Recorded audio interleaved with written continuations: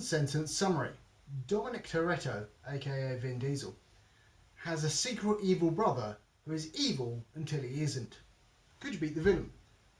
So John Cena is Vin Diesel's secret evil brother, and he's the main antagonist of this film. And then at the end, he just swaps sides because his rich financier dude, Otto I believe his name was, betrays him. And I don't know why John Cena then tried to stop the evil plan, because he seemed to be the driving force behind the evil plan, and his motivation to blow up the world hasn't changed. So if throughout the film we'd seen him be like, oh man, I don't really know if I'm into this blowing up the world plan, that would have made sense, but we don't see that at all, so it's mental. Anyway, how would I beat him? I would call in the cavalry. At the start of the film, some spy bloke is all like, look, fast family, led by Vin Diesel. You know, I can't do any favours for you anymore. I gotta not get involved. Okay, fair enough. If this is a private matter, that makes sense. But the plan is literally to like blow up all the computers in the world or something like that. So surely the government have some sort of stakes and interest in getting involved in this. I think, you know, just call them and be like, look, there's a serious terrorist plot going on. They're like, okay, I guess we'll get involved. Problem solved. How would you improve this film? The trailers gave away all the twists of this film, and that is not very good. And they didn't even wait until the end of the film before redeeming John Cena, so, you know, he can be one of the good guys in the next film. Seems kind of stupid to me, but alright. At the start of the film, Michelle Rodriguez is dressed like Vin Diesel. She's wearing a white vest top and has a crucifix necklace. Vin Diesel's like signature look in these films. Weird. This film feels like an Avengers movie, so it's where they pull together all the characters from all the solo stories and they team up on a big threat. Apart from every single one of the Fast and Furiouses, basically, is one of the Avengers, not a solo story. So if like every third film was what we think of a Fast and Furious now, the whole crew together, and the ones in between were like Tyrese and Ludacris are doing some stuff, and Dom and Letty are doing some stuff. Other characters are doing some stuff. That would make more sense to me, but there you go. The only character, to my knowledge, who has been in these films and doesn't get at least a little bit of a mention is Hobbs, aka The Rock, and I wonder if that is because him and Vin Diesel had some sort of falling out. And I am happy for physics not to work in these films. I really am. Like, I'm not stressed about it. You make your cars fly and do flips and whatever you want, but it feels like the characters should be at least a little bit worried, specifically Vin Diesel. There's a bit where he uses like a fallen apart bridge to swing a car across a ravine, and I think Michelle Rodriguez is in the car going like, whoa, and Vin Diesel's just like. So just like, if the characters aren't interested, why am I interested? And then at the end of the film, more on the physics, Ludacris is all like, hey man, you just got to trust the numbers, you just got to trust the physics. How dare you, sir? Don't slap me in the face with that sort of logic. John Cena, his plan in Edinburgh was to smuggle himself inside a box into a vault. Number one, how heavy was that box? He looks like a big dude. Number two, he escapes this vault somehow, so, you know, whatever. And then he's going to grappling hook his way across Edinburgh to an escape point. Interesting plan, I suppose. But he didn't appear to be, he's shooting one grapple hook from one building to another, and then he's sliding across. So surely every building he goes on has to be lower than the one he was on. Maybe it was, maybe he's worked out a route. But also, he's not taking the grappling hooks down, so he's leaving a perfect little trail for the police to follow. Crazy.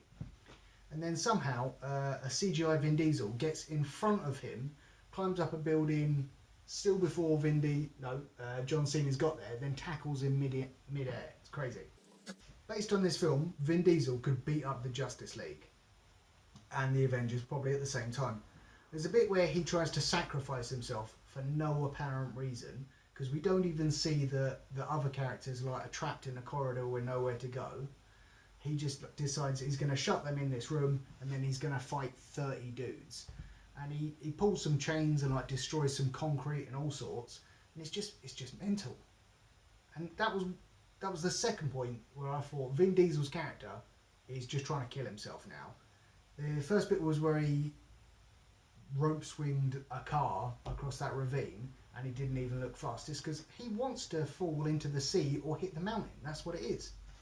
But he survived. Poor him. Tyrese has a theory that the characters are indestructible because of the crazy stuff that's happened in the past films, and other people think he's silly. If during the Edinburgh scene the team had lost, so Vin Diesel being smashed through walls actually hurt him, and Tyrese and Ludacris got beat up when they were in the back of that van getting thrown around, that to me would highlight to Tyrese, oh man, we're not indestructible and we might actually die. And then that would explain why he was worried when they were talking about going into space in a rocket car. Because as it is, he thinks he's indestructible and he's had nothing to prove him wrong. He's like, it's even confirmed really that he is indestructible because he doesn't get scratched on him during that Edinburgh fight. So that's odd to me. And then another strange thing, it's not Tyrese and Ludacris are the ones who see the rocket car earlier in the film in Germany, which they went to Germany to get cars to go to Edinburgh. Strange, but that's not the point. They see the rocket car, and then later in the film they're talking about a satellite that's got to be hacked manually for some reason. And they're like, well, what are we going to do? Strap rockets to our back? And Vin Diesel's like, that's exactly what we're going to do. You weren't there, you didn't see the rocket car. How do you know this? Vin Diesel basically drives the Batmobile in Edinburgh as well. And I think wherever the ending is set, that car, if Batman was driving that car, you'd be like, yeah, that makes sense actually. The Beast. There's a big old armoured car thing at the end that looks a lot like the one in Deadpool 2, to the best of my knowledge. And it just would not stop. So there's people crashing into it, they're throwing cars in front of it to slow it down, nothing. It flips upside down and it still continues to go. What sort of like perpetual motion monster machine is this that being upside down, all that friction of the top scraping against the tarmac and going through buildings and stuff won't slow it? It's crazy.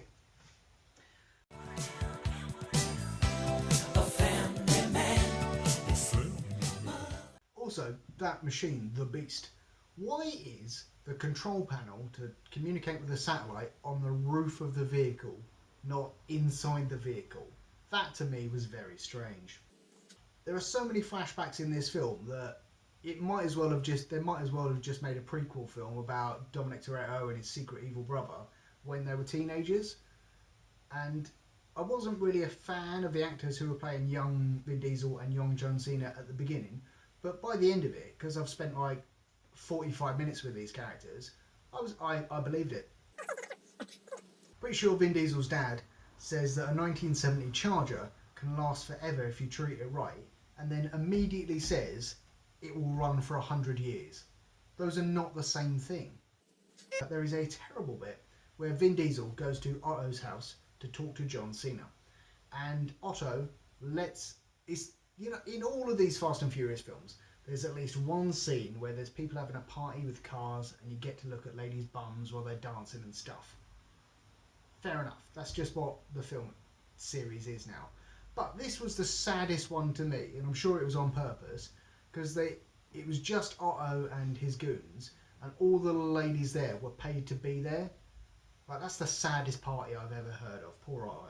Anyway, Vin Diesel rocks up at Otto's house. Otto lets him in to talk to John Cena, and then Interpol arrive and arrest Vin Diesel because apparently he has broken into an embassy. Number one, don't think that's an embassy. Number two, he was clearly let in. Number three, it wasn't really Interpol anyway. It was some random people who we may or may not have seen in a past film before. It was hard to keep track of. Charlize Theron says that Vin Diesel and John Cena look different, but then Helen Mirren says they look kind of the same. Make up your mind, film. There was a lot more Star Wars in this than I thought there would be, so that's something. And one of the rocket scientist dudes, who I think was from Tokyo Drift, was dressed like Marty McFly. That was odd. So many innocent people die in this film as a direct result of the activities of the heroes. So at the end, when they are in whatever place it is, and they're playing around with the magnets to, flip cars at the beast or whatever, I don't think they were checking if there were innocent people inside those cars. They can't all have been empty parked cars, surely. When they first introduced the electromagnets in Edinburgh, they were interfering with computers and all that sort of stuff. But later in the film, they do not do that, so that's odd to me. And also, it was very odd to me that the magnets only ever pulled things towards them. So they are in the back of a sports car of some sort. So there's a fight in Han, because Han's alive. There's a fight in his apartment or someone's apartment, blah, blah, blah, blah, blah. And I had no idea what was going on in a lot of those shots. It was very, very edited and all over the place. And in one of the flashbacks, we see Vin Diesel's dad died in a car crash at this racetrack, and he smashed into the fence, and the fence was all messed up. That was in 1989. And then at the end of the film, Vin Diesel goes to the same racetrack, and that fence is still busted. Why haven't they fixed that fence in 30 years? It looks like the racetrack is not being used at the moment, but really? For 30 years? Honestly. John Cena reveals that you guys thought you'd captured me, but turns out all my friends are coming to rescue me because I've worked at this secret base before. Then the heroes stay at that compromised location. That was odd to me. At least twice in this film, someone is saved from almost certain death because they land on a nice soft car. No, I think they might as well have just landed on the road. It's basically the same thing. Vin Diesel doesn't drink a Corona beer in this film, as far as I can tell, and he even turns down one that has had the top popped off it and given it to him, and he just puts it down. So, is that a commentary on the coronavirus? Who's to say? Vin Diesel calls his son, Brian, Little B. Just call him Brian. Also, don't call him Brian. That's a terrible name for a child. I know why you're doing it, but Brian, little baby Brian? Nah. Maybe that is why he calls him Little B. Anywho, are they just going to pretend that Paul Walker's character is alive in these films forever? Because it's kind of odd. It was like from Dad's Army, Captain Mannering's wife, who you never saw. It was just like, hey, bloody, I've left the kids with Brian.